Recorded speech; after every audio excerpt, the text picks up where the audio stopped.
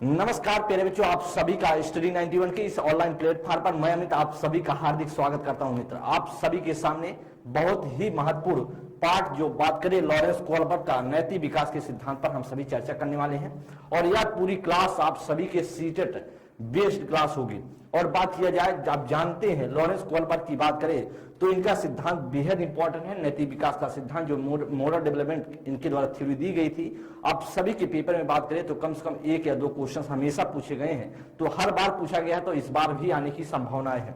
तो आप सभी को बेहतरीन तरीके से सीखना है, समझना है। हम पहले आप सभी को थ्योरी की बात करेंगे, जो उनका सिद्धांत है उस पर हम चर्चा करेंगे। इसके बाद आप सभी को देखना है प्रैक्टिस 15 क्वेश्चन होंगे जो बेहद महत्वपूर्ण होगा, क्योंकि उससे जुड़ा हुआ जो क्वेश्चन कैसे बनाए गए हैं प्रीवियस ईयर में और कैसे आ सकते हैं, इस पर हम सभी चर्चा करेंगे। तो सबसे पहले बात करेंगे दोस्त, आप सभी एक बार सेशन को शेयर करते हुए क्लास को लाइक कर देंगे। बात करेंगे कि आप सभी उसके पहले एक इंफॉर्मेशन है, वह इंफॉर्मेशन है कि हिंदी की इंडिविजुअल क्लासेस में आप सभी ज्वाइन हो सकते हैं।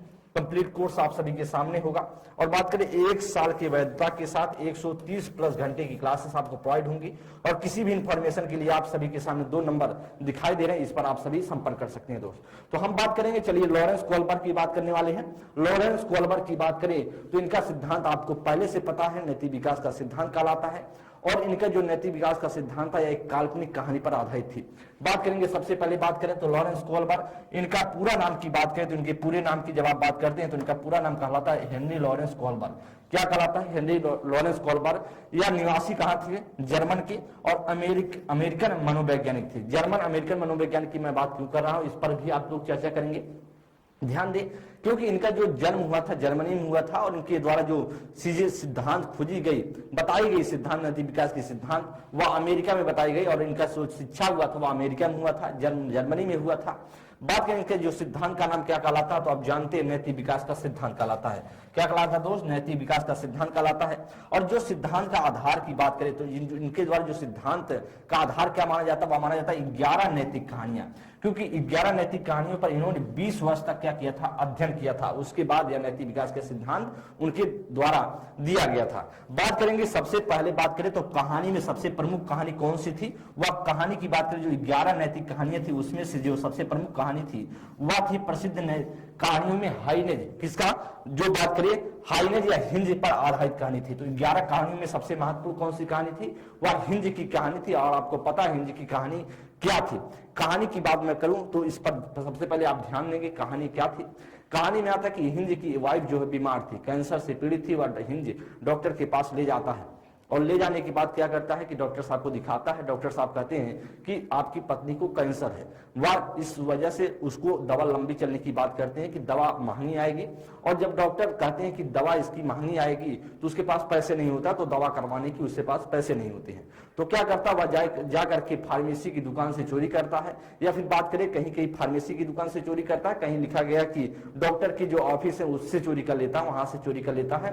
और यह कहानी जब चोरी करता है तो यह कहानी कितने साल के बच्चों पर सुनाई जाती है? 10 से 16 वर्ष के बच्चे बैठे होते हैं हाई जो कोहलबर्ग के सामने। वह कोहलबर्ग ने 10 से 16 वर्ष के बच्चों पर को कहानियां सुनाता है। यह कहानी कौन सी? जो कैंसर से पीड़ित हिंज की पत्नी थी, यह कहानी सुनाई जाती है। इसके बाद बच्चों से पूछा जाता है, अच्छा बेटा बताओ कि इसमें जो चोरी करना चाहिए था कि नहीं करना चाहिए था। बच्चे क्या करते हैं? नैतिक दुविधा में फंस जाते हैं और नैतिक तर्क के माध्यम से यह कहानी पर तर्क देते हैं कि हाँ चोरी करनी चाहिए थी। कुछ बच्चे उसमें से बोलते हैं और कुछ बच्चे बोलते हैं कि कहानी जो चोरी नहीं करनी चाहिए थी। इस पर जब कोहलबर्ग यह चीजें सुनता है तो वह कंफ्यूज हो जाता है, सोचने लगता है कि क्यों बच्चे ऐसा कर रहे हैं, क्यों बच्चे एक ही मत नहीं दे रहे हैं। तो इस सिद्धांत की बात करें तो इस कहानी को जब कहानी सुनाई जाती है उसके बाद यह सिद्धांत निकालता है नैतिक विकास का सिद्धांत। यह आपको पहले से बहुत अच्छे से पता है, लेकिन हम अब बात करेंगे सिद्धांत पर। तो यह थोड़ा सा जो आपका बेसिक नॉलेज था, क्योंकि लॉरेंस कोलबर्ट से संबंधित यह कुछ पॉइंट थे। अब मैं बात कर रहा था उनके द्वारा बुक लिखी गई है। बुक की बात करते जो आप सभी के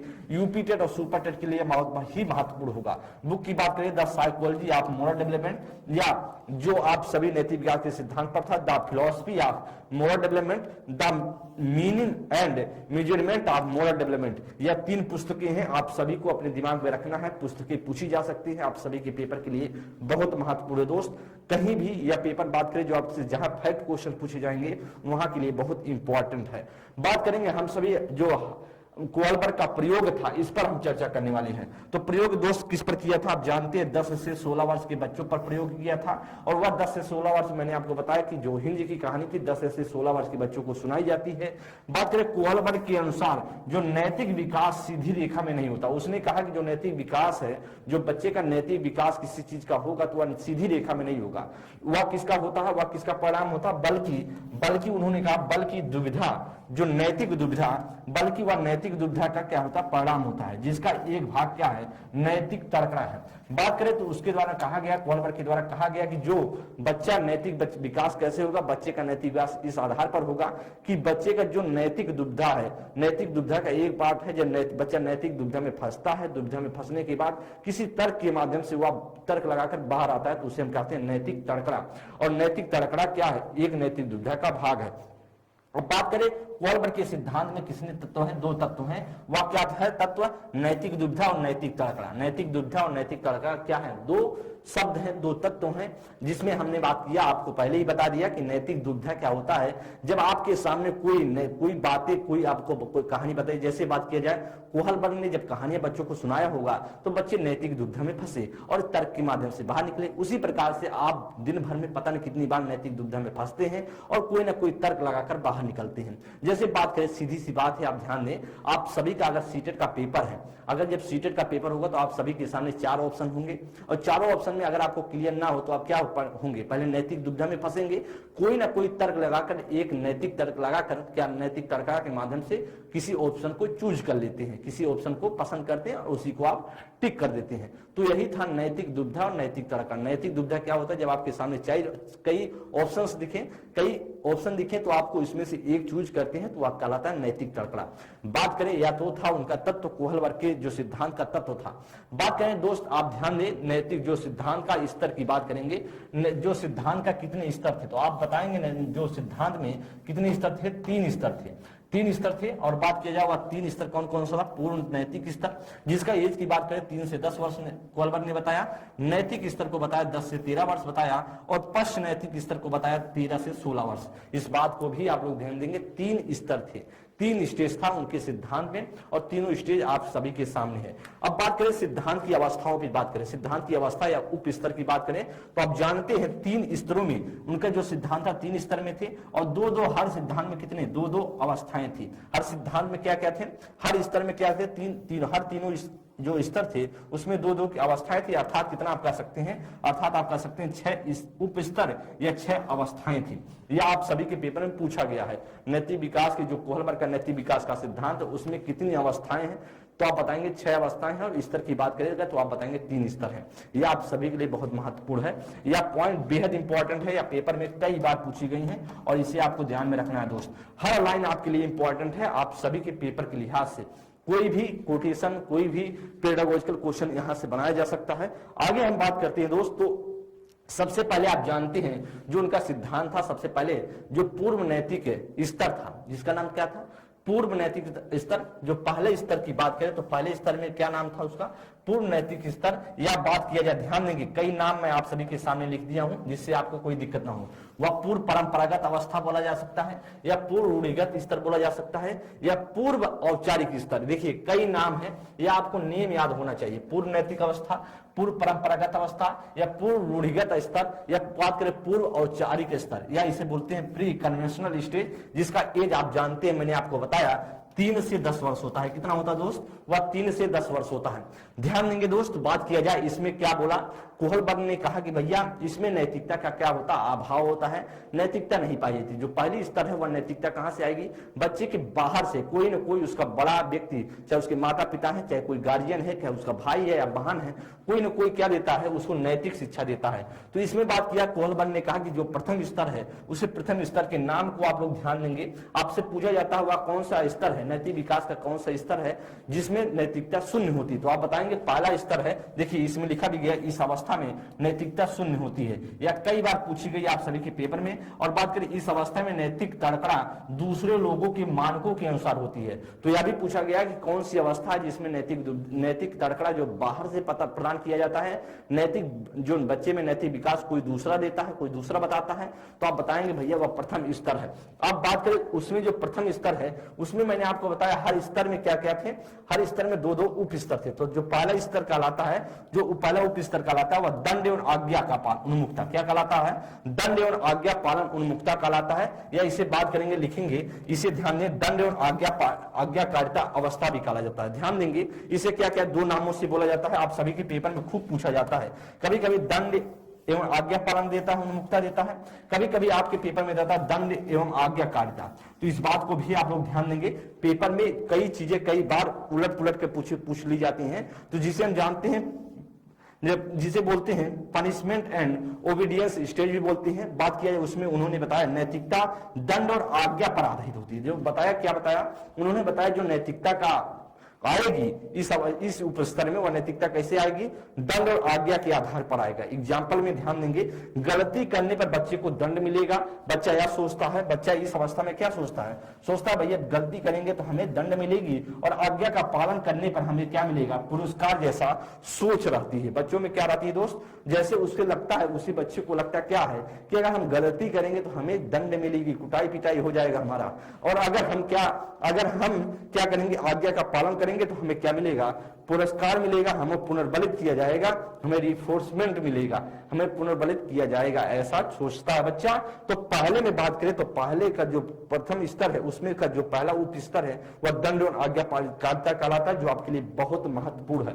अभी जब हम क्वेश्चन करेंगे तो आपको समझ में आता हुआ अच्छे से क्लियर होता चला जाएगा। पहले आपको एकदम कॉन्सेप्ट सीखना है, समझना है, जिससे आपको कोई दिक्कत ना हो पाए। मेरा प्रयास है कि आप कोई भी गलती ना करें इस कोहल वर्ग के क्वेश्चन में। अब हम बात करेंगे अगले पार्ट की बात करते हैं, तो आप ध्यान दें, दूसरा जो कहलाता है वह कहलाता है यांत्रिक सापेक्षवाद की अवस्था, या बात करें साधन सहायक अपेक्षित निर्धारण अवस्था बोला जाता है, या बोला जाता साधनात्मक अपेक्षवादी अवस्था, या बोला जाता अहम केंद्रता, या इंडिविजुअलिज्म एंड एक्सचेंज स्टेज भी बोला जाता है। क्या बोला जाता है, इंडिविजुअलिज्म एंड एक्सचेंज स्टेज भी बोला जाता है। इस अवस्था में को जैसा को तैसा अवस्था कहा जाता है। इसमें बच्चा बात करें तो पहले में मैंने आपको बताया, पहला जो स्तर है, पहले में दो स्तर है, कौन कौन सा है वो आप जानते हैं। पहले में कौन कौन सा उप स्तर है, दंड और आज्ञाकारिता, और दूसरे की बात करें जिससे अहम केंद्रता। तो अहम केंद्रता में कैसे नैतिक विकास होता है बच्चे का, जैसा को तैसा बोला जाता है। मतलब बच्चा इसमें सोचता है मुझे क्या लाभ होगा। जैसे आप बच्चे जब लगभग 7 साल का होता है तो आप कहते हैं बेटा जाओ कुछ सामान लेकर आओ। अगर आप घर के कामों को कुछ करने के लिए भेजते हैं तो बेटा कहता है, लड़का कहता है कि बच्चा बताओ आप क्या हमें दोगे, इसके बदले अगर हम काम करेंगे आपका तो हमें उसके बदले कितने रुपए दोगे या क्या हमको दोगे। तो ऐसा बच्चा कहता है। इसलिए हम जानते क्या, जैसा को तैसा अवस्था क्या बोला जाता है।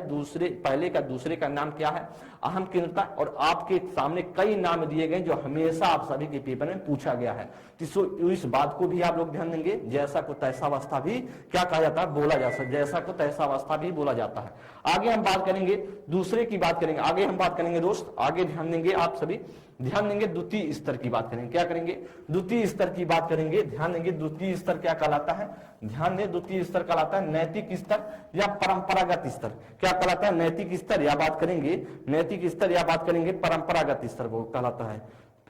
बात करेंगे नैतिक स्तर या बात करें इससे कारण नैतिक स्तर या परंपरागत स्तर बोला जाता है, या बात करें रूढ़िगत स्तर या औपचारिक स्तर या कन्वेंशनल स्टेज या 10 से 13 वर्ष बोला जाता है, जिसका एज आपको मैंने बताया। दूसरे का जो दूसरा स्तर क्या कहलाता है, दूसरा कहलाता है दोस्त वह नैतिक स्तर कहलाता है। आपको या तो चीजें याद है। और एज की बात करें, आपसे पूछा जाए कि एज कितना होता है तो आप बताएंगे 10 से 13 वर्ष होता है। और इसका क्या क्या नाम है यह आपको दिमाग में होना चाहिए। जैसे रूढ़िगत स्तर होता है, या औपचारिक स्तर भी बोला जाता है, या परंपरागत स्तर बोला जाता है, नैतिक स्तर बोला जाता है, या फिर हम बात करें इंग्लिश में क्या कहेंगे कन्वेंशनल स्टेज बोलते हैं। 10 से 13 वर्ष इसका एज होता है। देखिए, मैं प्रयास कर रहा हूं आपको सटीक बताने का, समझाने का, जिससे आपको कोई दिक्कत ना, क्वेश्चन कर ले जाए। इस अवस्था में नैतिकता क्या होती है? नैतिकता परंपरागत होती है, मतलब जो परंपरागत चली आ रही, जो परंपरा पे चली आ रही है, नैतिक विकास उसी के आधार पर होगा। जैसे हम सभी को जो घर के लोग बोल देंगे, जब 10 से 13 वर्ष की एज में होते हैं, जो घर के लोग कहते हैं, जो बड़े लोग कहते हैं, जो रूढ़िवादी बातें हैं, उस पर हम चलने की कोशिश करते हैं, किसी का विरोध नहीं करते हैं। जो हमको बोला जाता है, जो हमारे माता पिता या किसी गार्जियन के द्वारा बोला जाता है, या कोई भी व्यक्ति हो, उसी बात पर हम चलने की कोशिश करते हैं। जिस अवस्था बोला जाता है, इस अवस्था में नैतिकता क्या होती है? परंपरागत होती है। बात करेंगे जो द्वितीय स्तर है, तो द्वितीय स्तर में भी क्या क्या दो क्या होंगे? उप स्तर होंगे। कितने होंगे? दो उप स्तर होंगे। मतलब इसका मतलब है कि दूसरे का पहला, मैंने आपको पहले का दूसरा मैंने बता दिया। अब बात करें दूसरे का जो द्वितीय स्तर, उसमें से पहला होगा और दूसरा होगा, दो होंगे। तो इसमें बात करें तो लिखेंगे, ध्यान देंगे करा कि पहले का क्या नाम है? अंतःवैयक्तिक या सामंजस्य अवस्था। ध्यान देंगे, अंतःवैयक्तिक सामंजस्य अवस्था बोला जाता है, या बोला जाता है सुनहरी नियम अवस्था, या बोला जाता है अच्छा लड़का या अच्छी लड़की अवस्था, या प्रशंसा की अवस्था। ध्यान देंगे, कई बार आप सभी से पूछा गया है क्या नाम है, आपको इतना याद होता है, सिर्फ क्या बोले याद नाम होता है कि अच्छा लड़का और अच्छी लड़की ही नाम आपको याद होता है, लेकिन कई बार कई नामों से पूछा गया है। अंतःवैयक्तिक सामंजस्य अवस्था बोला गया है, सुनारी नियम अवस्था भी बोला जाता है, प्रशंसा की अवस्था बोला जाता है, जिसे हम इंग्लिश में क्या करते हैं? इंटरपर्सनल रिलेशनशिप स्टेज बोलते हैं। और इसमें क्या होता बच्चा करता है? नैतिकता प्रशंसात्मक कार्यों पर आधारित होता है। मतलब जो नैतिकता होगी वह प्रशंसा पर आधारित होगी। मतलब बच्चा सोचता है कि मुझे प्रशंसा मिले, मैं अपने आप को अच्छा लड़का और अच्छी लड़की दिखाने की कोशिश करूं, हम किसी का विरोध नहीं करेंगे, जो हमको बोल दिया गया है वही हम पालन करेंगे। तो 10 से 13 वर्ष में जो पहला कहलाता है, तो दूसरे का पहले का नाम आपके दिमाग में होना चाहिए और प्रशंसात्मक कार्यों पर आधारित होता है। अब हम बात करेंगे जो दूसरे का दूसरा क्या नाम से है? सत्ता एवं सामाजिक अवस्था। क्या बोला जाता है दोस्त? सत्ता एवं क्या बोला जाता है? सत्ता एवं सामाजिक अवस्था बोला जाता है, या बोला जाए भूमिका निर्धारण स्व पहचान की अवस्था, या सामाजिक व्यवस्था उन्मुखता, जिसे हम जानते हैं maintaining and social order stage. क्या बोला जाता है? Maintaining and social order stage बोला जाता है। इसमें क्या बच्चा किस आधार पर लेता है निर्णय? नैतिकता कानून और सामाजिक व्यवस्था पर आधारित होती है। तो आप ध्यान देंगे, दूसरे का जो दूसरा नाम है उसे कानून व्यवस्था बोला जाता है। मतलब बच्चा किसी भी हालत में कानून को बदला ना जा सकता है, किसी भी हालत में कानून नहीं बदला जाएगा, चाहे कितना भी कुछ भी नुकसान हो जाए, बच्चा इस पर कार्य करता है। और जिसे हम जानते हैं नैतिकता कानून एवं सामाजिक व्यवस्था पर आधारित होता है। इस बात को भी आप लोग ध्यान देंगे, जो नाम लिखा गया है उसके नाम के अंतर्गत जैसे नैतिक निर्णय लेगा, मैंने आपको लिख दिया है, समझा दिया है, आप अब गलती नहीं करेंगे तो बहुत अच्छा होगा, क्योंकि अभी आपके सामने क्वेश्चन होंगे जिससे आपको समझ पाए कि हाँ क्वेश्चन कैसे बनाए गए हैं प्रीवियस ईयर में। बात करेंगे, अब हम बात करेंगे जो दूसरे का बात करें तो पहला और दूसरा हम सभी ने अच्छे से समझ लिया है। तो पहला में क्या होगा? अच्छा लड़की अच्छा लड़का के हिसाब से, मतलब अपने आप को नैतिक जो रूढ़िवादी बातों पर आधारित होकर के कार्य करता है बच्चा। अब हम बात करेंगे दोस्त, ध्यान देंगे हमारे सामने क्या है? हमारे सामने तृतीय स्तर है। क्या है? तृतीय स्तर है या तीसरा स्तर कहलाता है। और तृतीय स्तर का क्या नाम है, इसको भी आप लोग ध्यान दें। पश्च नैतिक स्तर। क्या बोला जाता है दोस्त? वह बोला जाता है पश्च नैतिक स्तर, या पश्च औपचारिक स्तर, या पश्च रूढ़िगत स्तर, या पश्च परंपरागत स्तर, या इसे बोलते हैं पोस्ट कन्वेंशनल स्टेज बोला जाता है। और इसका एज की बात करें तो आप सभी को देखने को मिलेगा 13 से ऊपर, और कहीं कहीं आपको देखने को मिलेगा 13 से 16, लेकिन जो भी निर्णय होगा वह 13 से ऊपर होता है। जो आपको अच्छे लेवल की बुक है, जो अच्छी किताबें हैं, उसमें आपको 13 से ऊपर मिलेंगी। और आप बात करें तो कहीं कहीं आपको देखने को मिलता है 13 से 16 वर्ष मिलता है। इसको आप लोग ध्यान देंगे, बातों को समझेंगे। तो तृतीय स्तर का नाम आप ध्यान दें, पश्च नैतिक, मतलब नैतिकता से ऊपर उठ के काम किया जाएगा। इस स्तर में क्या होता है? इस स्तर में नैतिकता जो होती है परंपरा से ऊपर होती है। जो नैतिकता होगी, नैतिक निर्णय लेगा, वह बच्चा नैतिकता जो परंपरा है उससे ऊपर उठकर कार्य करने की कोशिश करता है। इस बात को आप लोग थोड़ा सा ध्यान दें। करें कि जो तीसरे का हम बात करेंगे पहली, तो आप सभी को पता है कि हर स्तर में दो उप स्तर है। इसका मतलब है तीसरे में भी 2 उप स्तर होंगे। तो तीसरे का जो पहला उप स्तर है वह कहलाता है सामाजिक अनुबंधन एवं कानूनी और अभिमुखी अवस्था। या बात करें सामाजिक ठेका अवस्था, या बात करें सामाजिक अनुबंधन उन्मुखता भी बोला जाता है, जिसे बोला जाता है सोशल कॉन्ट्रैक्ट। क्या बोला जाता है? Social contract and individual rights बोला जाता है। इसमें बच्चा किस आधार पर निर्णय लेता है? इस अवस्था में व्यक्ति समाज के बंधन में रहते हुए, इस अवस्था में क्या करता है? तीसरे के पहली अवस्था में क्या करता है बच्चा?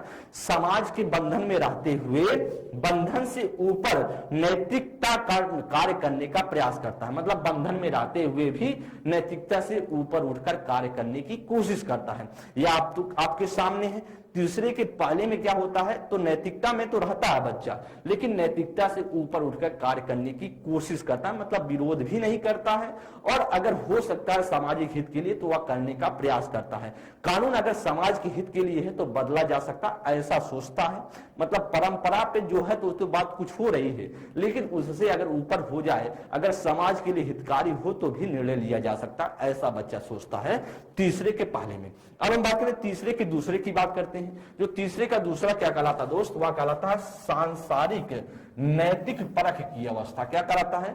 सांसारिक नैतिक परख की अवस्था, या सार्वभौमिक नैतिक नियम अवस्था, या सार्वभौमिक परख अवस्था। ध्यान देंगे, तीसरे का दूसरे की बात करें, आपके सामने हर बार अलग अलग नियम से पूछा गया है। कोई भी अगर आपके सार्वभौमिक नैतिक नियम अवस्था ना दिया हो, तो अगर दिया हो सांसारिक नीति परख की अवस्था लिखा हो, तो भी आप समझेंगे तीसरे का दूसरा है, क्योंकि हर बार पेपर में एग्जामिनर क्या करता है? नाम बदल देता है। उसको पता है बच्चे कहां गलती करेंगे, नाम को बदल करके पूछ लेता है, जिससे बच्चे कर जाते हैं गलती। और बात करें इसे क्या बोला जाता है? यूनिवर्सल एथिकल प्रिंसिपल्स बोला जाता है। क्या बोला जाता है? उसे बोला जाता है यूनिवर्सल एथिकल प्रिंसिपल्स बोला जाता है। इस अवस्था में बच्चा क्या लेता है? इस अवस्था में व्यक्ति अपने बातों को स्वतः सत्य मानता है। इसमें क्या करता है बच्चा? अपने बातों को स्वतः क्या मानता है? सत्य मानता है कि जो मैं कर रहा हूं वही सत्य है। इस अवस्था में व्यक्ति संसार के नीति परक बातों पर आधारित होकर के नैतिक बात करता है। क्या करता है? इस अवस्था में बच्चा क्या करता है? व्यक्ति क्या करता है? इस अवस्था में व्यक्ति या बच्चा किस आधार पर लेगा? संसार की नीति परक बातों पर आधारित होकर नैतिक निर्णय लेता है। या तो आप सभी के सामने क्या था दोस्त? आप सभी के सामने सिद्धांत था, कोहलबर्ग का सिद्धांत। और सिद्धांत की बात करें तो हम सभी ने हमें ये देखा कि हर इनका था 3 स्तर थे। 3 स्तर में हर 2-2 उपस्तर की बात करते थे, या 2-2 उपस्तर या 2-2 अवस्थाओं की बात करते थे। टोटल मिलाकर के 6 उपस्तर होते हैं या 6 अवस्थाएं होती हैं। या भी आप लोग थोड़ा सा ध्यान देंगे, अगर पेपर में पूछा जाए तो आप जरूर बताएंगे ऐसा कुछ। बात करें कोहलबर्ग की आलोचना भी की गई है। कोहलबर्ग की आलोचना भी की गई। क्या आलोचना की गई है? तो कोहलबर्ग का सिद्धांत तो आपको पता है, नैतिक विकास का सिद्धांत है, लेकिन इनका आलोचना किया गया। कहा कि भैया या इनके जो सिद्धांत है गलत है। अब कैसे गलत है, किसने आलोचना किया, इस पर हम बात करेंगे। तो कोहलबर्ग की जो आलोचना की गई उसमें सबसे पहले बात किया जाए, पेपर में एक बार आप सभी के ऑनलाइन के पेपर में पूछा गया कि कैरोल गिल्गन ने सबसे पूछा गया कि सबसे पहले कोहलबर्ग के जो सिद्धांत है नैतिक विकास का सिद्धांत, सबसे पहले आलोचना किस व्यक्ति ने किया? तो आप उसे बताएंगे कैरोल गिल्गन ने। तो कैरोल गिल्गन ने कोहलबर्ग के नैतिक विकास की आलोचना सर्वप्रथम की। किसने की? सबसे पहले किसने की थी? वह कोहलबर्ग ने की थी। यह भी बात आपके दिमाग में होना चाहिए, यह भी आपके दिमाग में बात होनी चाहिए दोस्त। आगे हम बात करेंगे कहा कि उन्होंने कहा इनका सिद्धांत पुरुषवादी सिद्धांत। इन्होंने कहा कि जो इनका नैतिक विकास का सिद्धांत कोहलबर्ग का या पुरुषवादी सिद्धांत है, जो महिलाओं पर क्या होता? लागू नहीं होता है। उन्होंने कहा कि यह महिलाओं पर लागू नहीं होता है। महिलाएं दूसरी तरीके से जो नैतिक निर्णय लेती हैं, पुरुष दूसरी तरीके से। पुरुष जो निर्णय के आधार पर लेते हैं, महिला जो मान के ममता के आधार पर, थोड़ा सा प्रेम भाव होता है उस आधार पर निर्णय लेती हैं। तो उन्होंने कहा कि यह जो सिद्धांत पूरी तरीके से कहा कि यूरोपीय कंट्री पर लागू होता, ना कि पूरे देश, पूरे जो वर्ल्ड है, पूरे वर्ल्ड पर इनका सिद्धांत लागू होता है। सिर्फ यूरोपीय कंट्री जैसे अमेरिका हो गया, आपका इंग्लैंड हो गया, इन सारी कंट्रियों में लागू होता है। ऐसा किसने बोला? ऐसा बोला कैरोल गिल्गन ने बोला। कहा कि भैया उनका सिद्धांत पुरुषवादी सिद्धांत है जो महिलाओं पर लागू नहीं है। उन्होंने यह भी कहा कि इनका नैतिक विकास का सिद्धांत कल्पना एवं यूरोपीय प्रधान सिद्धांत है, संस्कृति पर आधारित नहीं है। जो इनका सिद्धांत वह संस्कृति कल्चर पर आधारित नहीं है, यह किस पर आधारित है? यह सिद्धांत कल्पना पर आधारित है। यह सिद्धांत किस पर? कल्पना पर आधारित है। इनका सिद्धांत भैया, इनका सिद्धांत किस पर आधारित नहीं है? वह संस्कृति पर आधारित नहीं है। यह भी ध्यान देंगे। अगर आपसे पूछा जाए कि संस्कृति पर आधारित था कि नहीं था, तो आप बताएंगे भैया नहीं था इनका सिद्धांत संस्कृति पर आधारित, इनका कल्पना पर, काल्पनिक कहानी थी तो कल्पना पर आधारित होकर के इन्होंने सिद्धांत दिया था। दोस्त आप सभी के सामने जो था क्या, यह थी कोहलबर्ग का सिद्धांत। आप सभी ने बहुत अच्छे से समझ लिया होगा कोहलबर्ग के नैतिक विकास का सिद्धांत, उनके द्वारा जो पुस्तकें लिखी गई हैं, कहाँ के रहने वाले थे, आप सभी को बहुत अच्छे से क्लियर कर दिया गया है। देखिए आप सभी को कॉन्सेप्ट को समझ चुके होंगे। अब मैं कर लेता हूँ प्रैक्टिस। 15 क्वेश्चन होंगे जो बेहद इंपॉर्टेंट होगा, और जैसे क्वेश्चन इनसे संबंधित क्वेश्चन पूछा जाता है उस पर आधारित होकर के हम आप सभी समझने वाले हैं। तो पहला क्वेश्चन स्क्रीन पर है और आप सभी बताएंगे इसमें से क्या राइट आंसर हो सकता है। करे कि नूर विद्यालय में अपना लंच बॉक्स लाना क्या जाती है? भूल जाती है। नूर कोई बच्ची है, लंच बॉक्स लाना क्या करती है? भूल जाती है। तथा यह कहते हुए तान्या से उसका लंच साझा करने के लिए कहा कि तुम्हें आज अपना लंच मेरे साथ साझा करना चाहिए क्योंकि कल मैंने तुम्हारे साथ अपना लंच साझा किया था। कोहलबर्ग के नैतिक विकास के सिद्धांत के अनुसार नूर का कथन किस अभिन्यास प्रारूप को किस अवस्था पर दर्शाता है? कार्य की आज्ञा पालन पर, या पूर्व परंपरागत स्तर पर, या अच्छा होना या परंपरागत पर, या आदान प्रदान पर, या परंपरागत पर, या कानून एवं व्यवस्था एवं पक्ष परंपरागत पर। ध्यान देंगे या क्या हो रहा है, एक परंपरा पर आधारित होकर के बातें कही जा रही हैं, क्योंकि नूर क्या है, नूर अपने विद्यालय आज लंच बॉक्स लाना क्या करती है? भूल जाती है। वह कहती है, किससे कहती है? तान्या, एक कोई बच्ची उससे कहती है, देखो तान्या तुम कल मैंने तुमको खिलाया था अपना भोजन, आज तुम मुझे खिलाओ क्योंकि मैं आज भूल गई हूं। तो या किस कोहलबर्ग के किस आधार पर वह निर्णय लेगी? ध्यान देंगे करा कि किस लंच साझा किया था। कोहलबर्ग के अनुसार नूर का कथन अभिन्यास किस अवस्था पर प्रारूप पर है। तो आप जानते हैं कोई आज्ञा का पालन तो नहीं हो रहा है, इसलिए हमारा ए नहीं होगा। आज्ञा का पालन नहीं हो रहा है। बात करें अच्छा होना, परंपरागत, अच्छा होना भी नहीं दिखा रहा। इसमें क्या दिखा रहा है? आदान प्रदान और परंपरा पर, क्योंकि परंपरा पर जो रूढ़िवादी बातें तो हैं, क्योंकि रूढ़िवादी बातें तो यही कहती हैं कि आज मैंने आपको कल कहा किया, कल आपका हेल्प किया था, आज हमारा हेल्प करो आप। कल मैंने आपको खिलाया था तो आज हमको आप खिलाओ। तो या तो ये परंपरा कहती है जो रूढ़िवादी बातें हैं, नहीं खिलाएंगे तो आप क्या कर लेंगे? कुछ नहीं कर सकते हैं। लेकिन परंपरा जो करती है वह कहती है भैया कि अगर हम आपको खिलाए थे तो आप भी हमें खिलाइए। ऐसी परंपरा की बात करती है। लेकिन और उसके साथ साथ क्या हो रहा है? आदान प्रदान हो रहा है। इसलिए राइट आंसर होगा वह सी इज द राइट ऑप्शन हो जाएगा। तो हमारा जो पहला क्वेश्चन स्क्रीन पर था वह था, उसका राइट आंसर था सी राइट था। दोस्त हम बात करेंगे सेकंड नंबर क्वेश्चन पर बात करेंगे। करा कि निम्नलिखित में से कौन सा लॉरेंस कोहलबर्ग के द्वारा प्रस्तावित नैतिक विकास की एक अवस्था है? मैंने आपको बताया है कि कोहलबर्ग का नैतिक विकास जो सिद्धांत था बहुत महत्वपूर्ण था। उसमें बात करें तो 3 अवस्थाएं थी, 3 स्तर थे।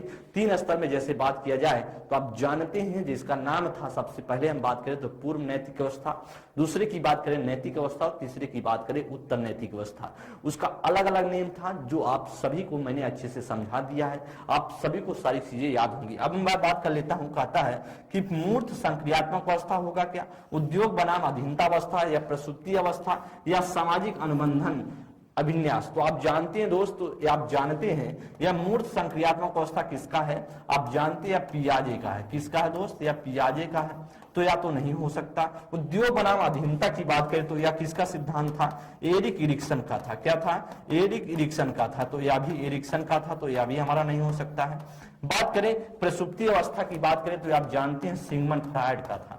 किसका था? सिगमंड फ्रायड का था, यह शब्द दिया हुआ। लेकिन बात करें जो इसमें ध्यान देंगे सामाजिक अनुबंधन अभिन्यास की बात करें, यह किसके द्वारा दिया गया था? यह कोहलबर्ग के द्वारा दिया गया था। और इसकी बात करें तो तीसरे का पहला अवस्था कहलाता। क्या कहलाता है? तीसरे की पहला कहलाता सामाजिक अनुबंधन अभिन्यास। तीसरे का पहला मैंने आपको बताया है, समझाया है, जिसे पश्च परंपरागत या पश्च नैतिक अवस्था में एक सबसे पहला जो आता है उपस्तर, वही स्तर कहलाता है सामाजिक अनुबंधन अभिन्यास। आगे हम बात करेंगे नेक्स्ट क्वेश्चन पर बात करेंगे, ध्यान देंगे। अब बात करेंगे, देखिए आप सभी के सामने इंफॉर्मेशन है और इंफॉर्मेशन क्या है इसको भी आप लोग ध्यान दें। यूपी 380 पेड का कंप्लीट पैकेज आप सभी के सामने होगा। कंप्लीट कोर्स अगर आप परचेज करते हैं तो 1299 का है। इंडिविजुअल जो इंग्लिश बैच लेते हैं तो बात करें तो इंडिविजुअल हिंदी की बैच लेते हैं तो 249 रुपए का है। अगर बुक लेते हैं, परचेज करते हैं डिटेल बुक को 299 का है। प्रैक्टिस बुक लेते हैं तो 90 रुपए का है। कॉम्बो बुक की बात करें तो 350 का, मतलब 350 का है। आप सभी बुक आप सभी के सामने है, आप सभी मार्केट में जाकर के ऑनलाइन भी ले सकते हैं। जाकर के बात करें, किसी भी इंफॉर्मेशन के लिए आप क्या इस 2 नंबरों पर संपर्क कर सकते हैं। 2 नंबर आप सभी के सामने है। उसके साथ साथ मॉडर्न हिस्ट्री की बात करें तो आधुनिक इतिहास की बात करें, इंडिविजुअल बैच में आप सभी जुड़ सकते हैं। आप सभी के सामने सर के द्वारा चलाई जा रही बैच, और आप जरूर एक बार चेक करें, पढ़ें, समझें, क्योंकि बहुत ही महत्वपूर्ण तरीके, बहुत अच्छे तरीके से सर के द्वारा पढ़ाया जाता है हिंदी। और बात करें आपका इतिहास और किसी भी इंफॉर्मेशन की बात करें तो आप सभी के सामने 2 नंबर है दोस्त। आगे हम बात करेंगे तो तीसरा क्वेश्चन आप सभी के सामने होगा और बताएंगे जो 3rd नंबर क्वेश्चन है, लॉरेंस कोहलबर्ग के सिद्धांत के अनुसार किसी कार्य को इसलिए करना क्योंकि दूसरे इसे स्वीकृति देते हैं, नैतिक विकास किस चरण को दर्शाता है। आप सभी को मैंने बताया वह किस चरण को दर्शाएगा, करा उत्तर प्रथागत या करा अमूर्त संक्रियात्मक या प्रथा पूर्व या करा प्रथागत। आप जानते हैं दोस्त, मैंने आपको बताया जो कोहलबर्ग ने कहा कि जो दूसरा अवस्था था, दूसरे अवस्था की बात करें तो उसमें परंपरा पर चलता बच्चा नैतिकता को दिखाता है, मतलब रूढ़िवादी बातें की जाती है। तो यही आपसे पूछ रहा है किसी कार्य को इसलिए करना क्योंकि क्या करते हैं दूसरे इसे स्वीकृति देते हैं, मतलब दूसरे अगर हम अच्छा करेंगे तो बच्चे सब क्या देंगे, शाबाशी देंगे, मतलब अपने आप को अच्छा दिखाने के लिए हम कोशिश करते हैं। तो दूसरी अवस्था में सिर्फ करते हैं तो पहले में तो नैतिकता का अभाव होता है, तीसरे की बात करें नैतिकता से ऊपर काम होता है, तो बीच वाला ही भाग तो होगा जो नैतिकता पर आधारित होगा। तो दोस्त इसमें बात करें तो वह क्या कहलाता है, वह कहलाता है प्रथागत। क्या होगा, D is the right option हो जाएगा, D is the right option होगा। क्योंकि उत्तर प्रथागत की बात करें तो यह तीसरा इस तरह है। अमूर्त संक्रियात्मक की बात करें तो यह किसके द्वारा दी गई है, पियाजे के द्वारा दिया गया, इसलिए यह हो नहीं सकता है। और प्रथा पूर्व की बात करें तो पहला है, प्रथम है, तो प्रथम है तो इसलिए हमारा दूसरे को ढूंढना था, तो दूसरा क्या कहलाता है, प्रथागत कहलाता है। क्या कहलाता है, वह प्रथागत कहलाता है। अगले क्वेश्चन पर हम चलेंगे, नेक्स्ट क्वेश्चन पर बात करेंगे। चलिए प्रश्न संख्या 4 की बात करेंगे, आप सभी के सामने है। लॉरेंस कोहलबर्ग के सिद्धांत के अनुसार किसी कार्य को इसलिए करना क्योंकि दूसरे इसे स्वीकृति देते हैं, नैतिक विकास के किस चरण को दर्शाता है। करेक्ट, नैतिक विकास के किस चरण को दर्शाता है, उत्तर प्रथागत को, का अमूर्त संक्रियात्मक को, का प्रथा पूर्व को या प्रथागत को। करेक्ट कि आपके सामने है क्योंकि दूसरे इसे स्वीकृति देते हैं, तो सीधा का मतलब होगा कि या क्या किसको कहलाएगा, वही क्वेश्चन रिपीट हो गया, D is the right option हो जाएगा, D is the right option हो जाएगा। अगले क्वेश्चन पर बात करें, क्योंकि दूसरे इसे स्वीकृति देते वही क्वेश्चन रिपीट हो गया है। ध्यान देंगे आप सभी के सामने 5th नंबर क्वेश्चन है, आप सभी से पढ़ें। करा कि लॉरेंस कोहलबर्ग के नैतिक विकास, नैतिक सिद्धांत के अनुसार नैतिकता विकास क्रम के किस स्तर पर व्यक्ति कानून और सामाजिक स्वीकृति की परवाह किए बिना किसी कार्य को आत्म अनुभूति एवं स्वयं निर्धारित सिद्धांतों के आधार पर उचित ठहराता है। सामाजिक अनुबंधन अभिन्यास, सार्वभौमिक नैतिकता सिद्धांत अभिमुखता, सामाजिक व्यवस्था संधारण अभिमुखता या यांत्रिक उद्देश्य अभिमुखता। बात करें यांत्रिक उद्देश्य की बात करें तो पहले का दूसरा कहलाता है। क्या नाम है, पहले के दूसरे के नाम से जानता है। सामाजिक व्यवस्था संधारण की बात करें तो दोस्त यह कहलाता है क्या, यह कहलाता है दूसरे का दूसरा के नाम से जाना जाता है। मैंने अब लिख देता हूं। और सार्वभौमिकता की बात करें तीसरे का दूसरे के नाम से पता है आपको। सामाजिक अनुबंधन की बात करें तो आप जानते इसे बोला जाता है तीसरे के पहला।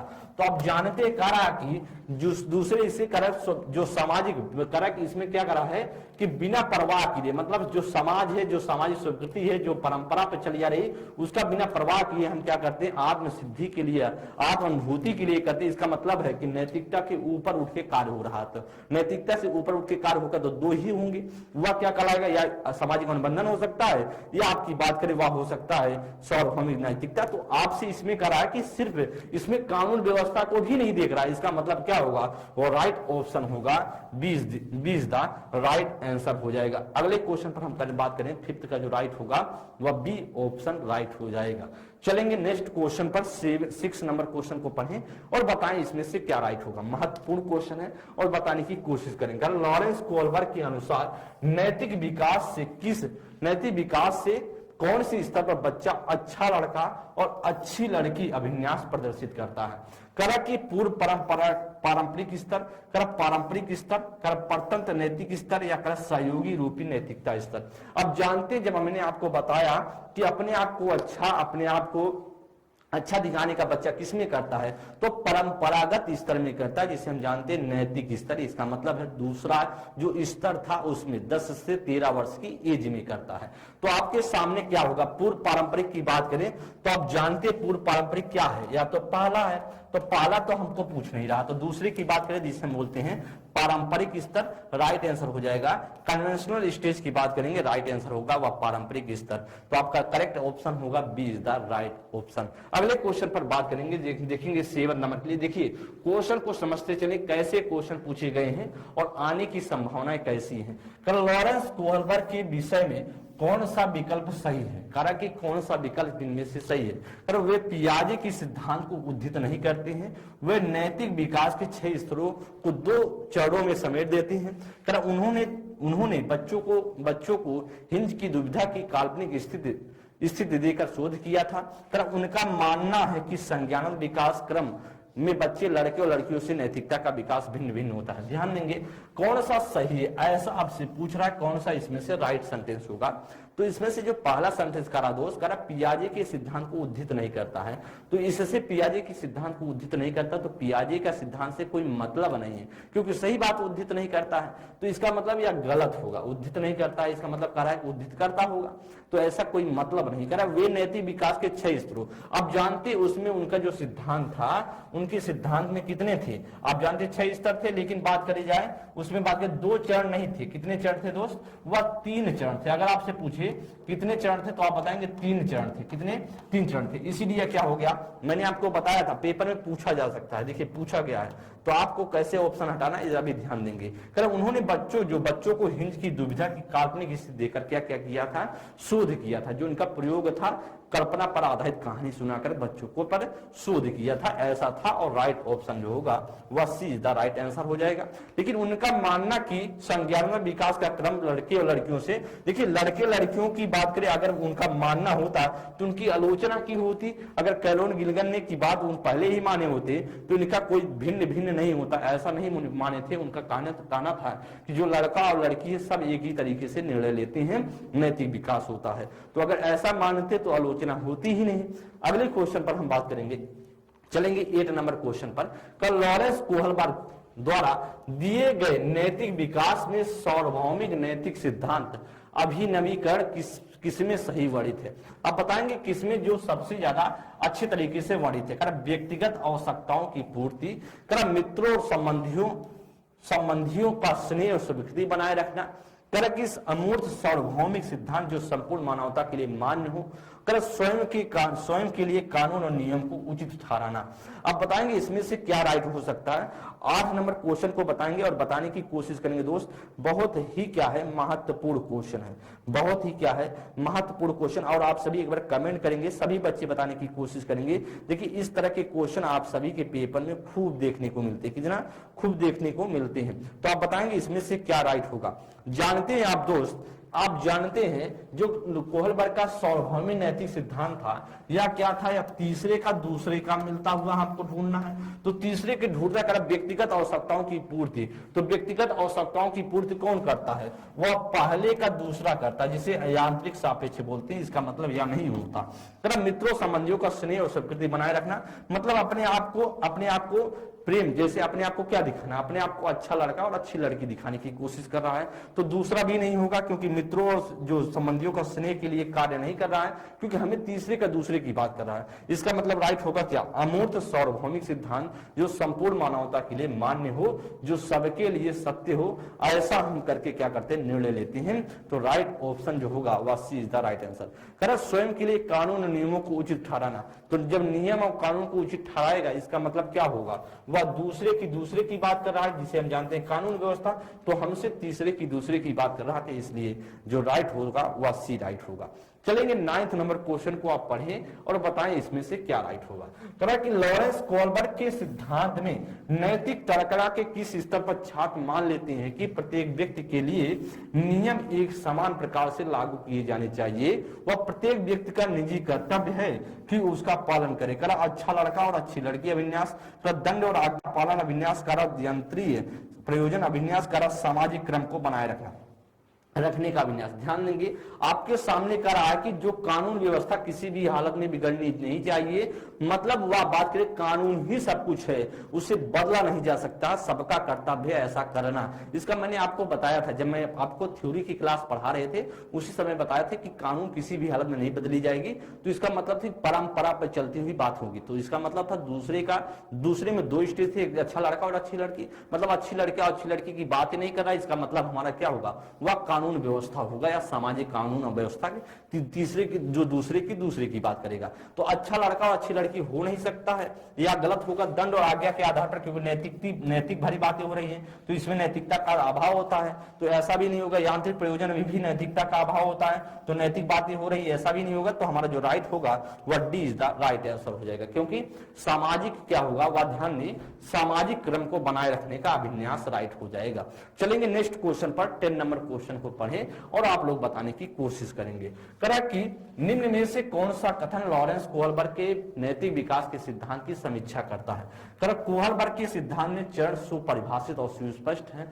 करा कोहलबर्ग का नैतिक विवेचन का प्रस्ताव स्त्रियों की नैतिक परिपक्वता का क्रम आकलन करता है।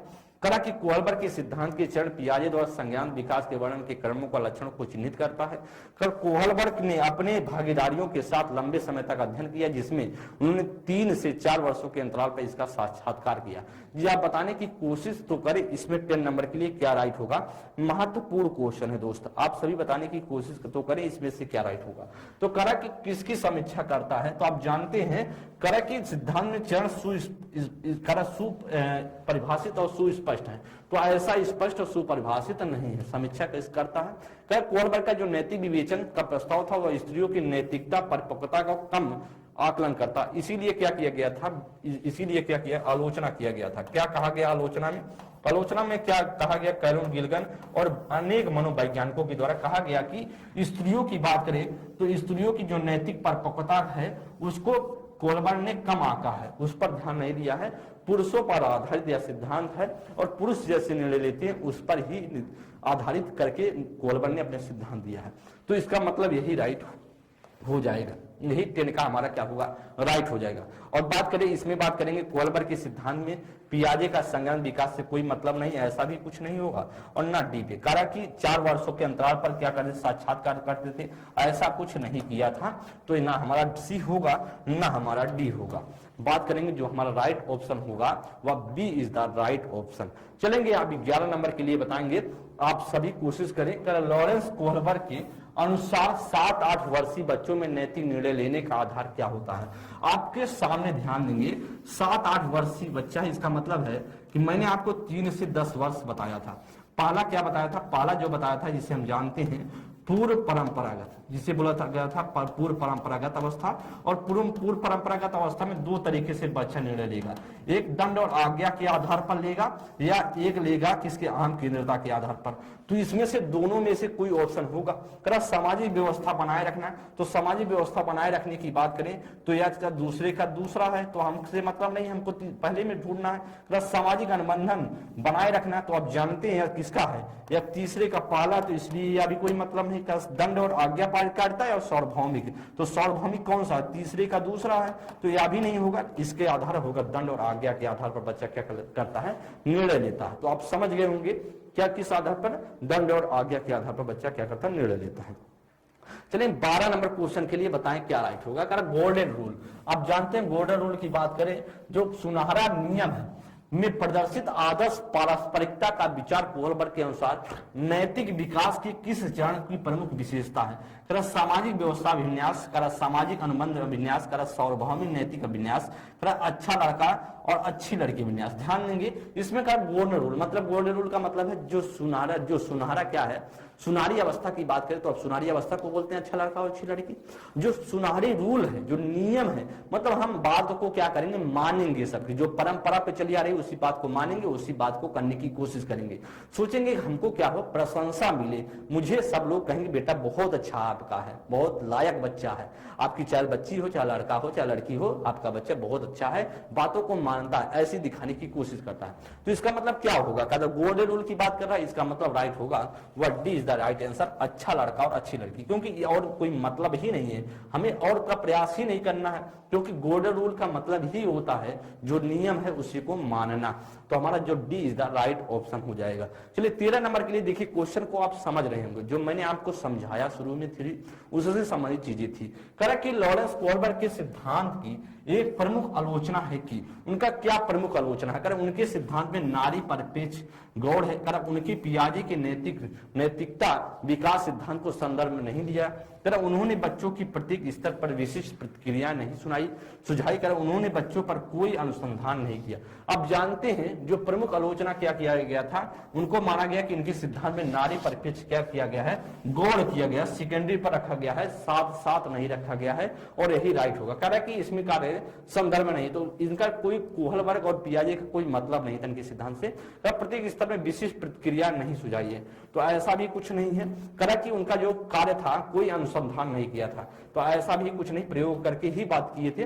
तो इनका क्या था, फिर नारी की बात करें गौड़ पर रख दिया था, सेकेंडरी पर रखा था, और जो पुरुष थे इसी वजह से पुरुषवादी सिद्धांत करा था, नारियों को बोला गया कि इनका नारियों पर इनका ध्यान नहीं था, इन्होंने नारियों पर आधारित सिद्धांत नहीं दिया, इसीलिए कैलोर गिलगन ने सबसे पहले विरोध किया और बहुत से मनोवैज्ञानिकों ने भी विरोध किया था। 14 नंबर के लिए जी बताएंगे क्या इसमें से राइट होगा।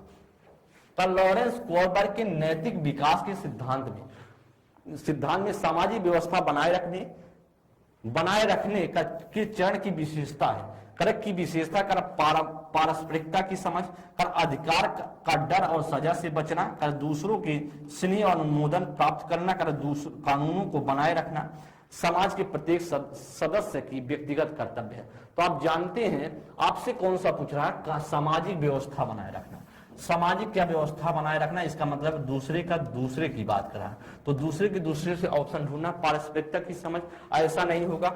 सिर्फ अधिकार और डर का सजा से बचना, तो आप जानते हैं डर और सजा की बात करता, पहले की बात करता, ऐसा भी नहीं होगा।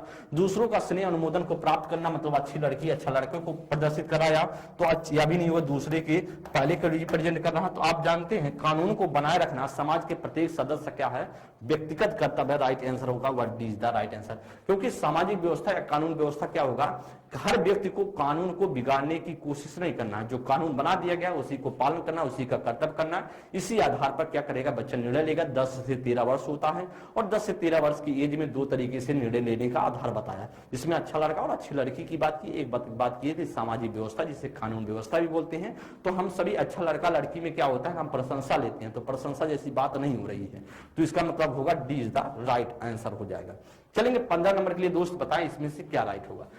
एक किशोर विचार करता है कि यदि हिंद अपनी पत्नी को बचाने के लिए सब कुछ नहीं करता है तो वह किसी मूल्य को जीवन से अधिक मूल्य देता है।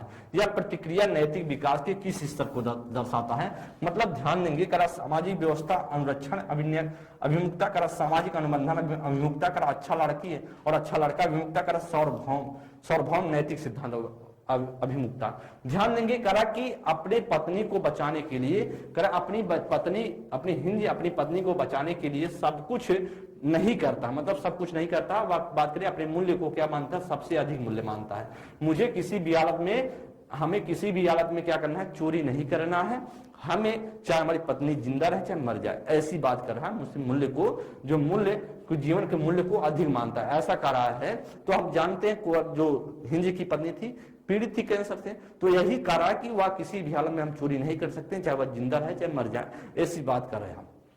तो दोस्त इसमें किस बात की बात कर रहा है कि हम किसी भी हालत में कुछ नहीं करेंगे। ध्यान देंगे इसमें क्या होगा, तो किसी मूल्य को अधिक मूल्य देता है, इसका मतलब है वह सार्वभौमिक नैतिक अभिन्यास की बात करता, राइट आंसर होगा, what D is the right answer. तो किसी मूल्य को अधिक मूल्य देता है, ऐसा बात करेगा सार्वभौम नैतिक अवस्था। तो आप जानते हैं सामाजिक व्यवस्था की बात करेंगे, तो सामाजिक व्यवस्था में कहता है कानून बिगड़ना नहीं चाहिए। सामाजिक अनुबंध की बात करें तो इसमें आप जानते हैं कानून को लचीलापन बनाया जा सकता है। अच्छी लड़की अच्छा लड़का में प्रशंसा की भावना होती है, और डी में क्या होगा, राइट हो जाएगा।